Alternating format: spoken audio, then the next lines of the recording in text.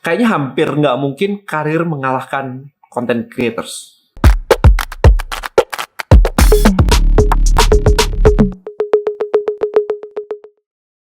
Cari ide konten, copywriting, dan caption tanpa pusing hanya dalam hitungan detik.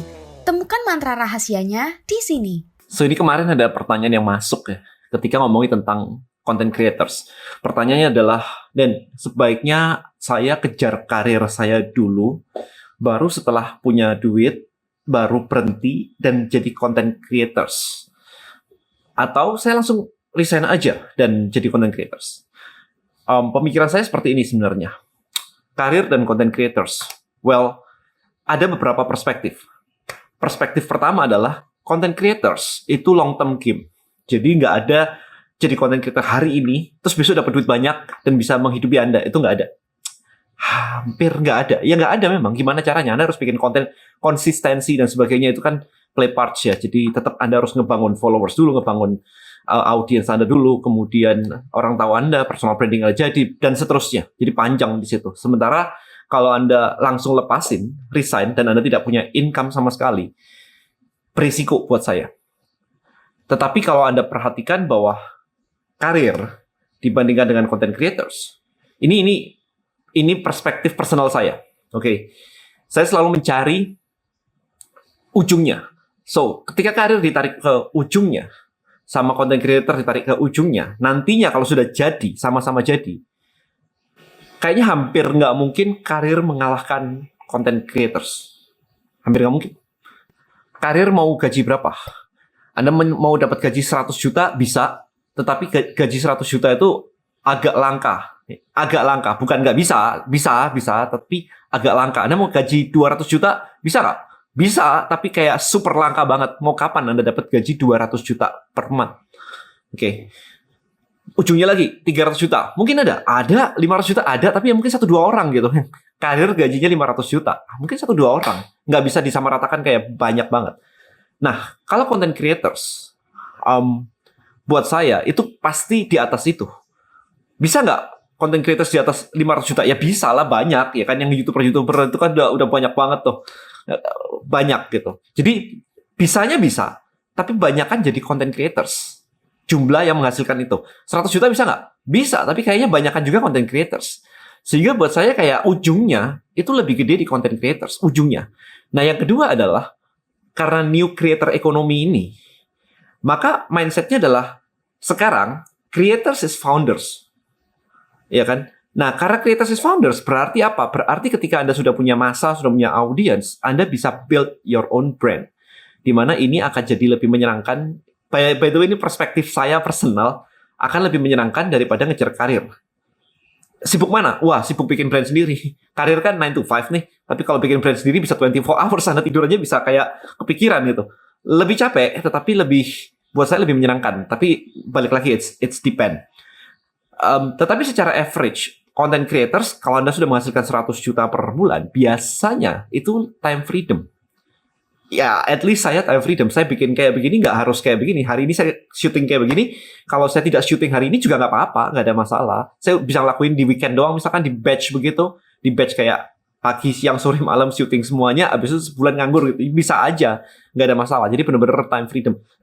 Kemarin pagi-pagi nge-gym, kemudian siang-siang antar anak nonton bioskop hari Senin gitu.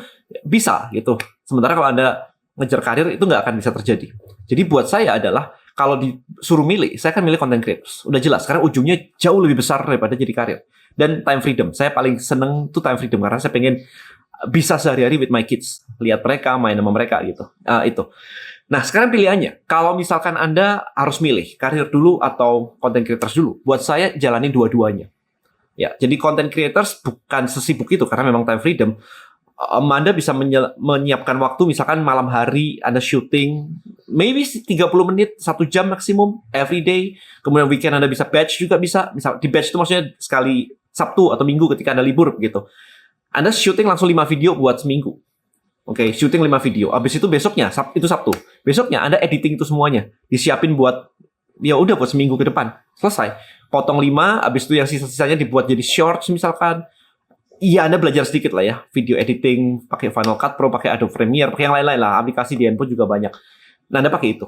jalan dua-duanya dulu. Sampai at least Anda sudah dapat foundation-nya. Karena content creators ini bagi yang belum pernah sama sekali. Kalau Anda belum pernah sama sekali, Anda nanti akan kebingungan. Enaknya saya pakai niche, mau masuk ke niche apa ya? Saya ngebahas apa ya? Saya punya ide banyak banget nih. Saya mau ngomongin bisnis, saya mau ngomongin relationship, saya ngomongin karir, saya ngomongin productivity, saya ngomongin kesehatan. Banyak banget. So, buat saya coba aja. Kalau memang Anda masih mencari-cari, coba aja semuanya. Saya ngelakuin itu semua waktu di Twitter pertama kali. Saya ngelakuin itu semuanya. Nggak grow sih, nggak grow. Nggak grow. Saya ngomongin semuanya nggak growth. Tapi saya tahu mana konten yang disukai orang dan respon orang paling banyak. Tapi saya juga tahu di situ, oh konten ini menghasilkan saya duit atau enggak. Saya ngomongin relationship, respon banyak. Nggak ada duitnya waktu itu. Nggak ada duitnya buat saya. Mau apa yang di bisnis? Bisnis saya suplemen. Akhirnya saya fokus di fitness, saya fokus di fat loss. Traction naik, kemudian penjualan saya juga naik. Ya akhirnya saya ketemu karena nyobain. Tetapi sekarang kalau misalkan Anda baru pertama kali jadi content creators, buat saya ya cobain aja. Ya mungkin Anda sudah punya satu kayak saya sekarang. Oh, masuk ke digital marketing. Tetap nyobain kok. Habis itu saya twist sedikit ke list building. Habis itu saya twist lagi sekarang ke rich creators misalkan. Akan ada perubahan karena dunia itu tidak tetap begitu aja. Saya ngomongin digital marketing itu udah dari tahun berapa gitu kan, udah lama banget. Sebelum orang-orang ngomongin digital marketing, saya udah ngomongin digital marketing. Sebelum ngomongin list building, saya udah speaking list building di 2010.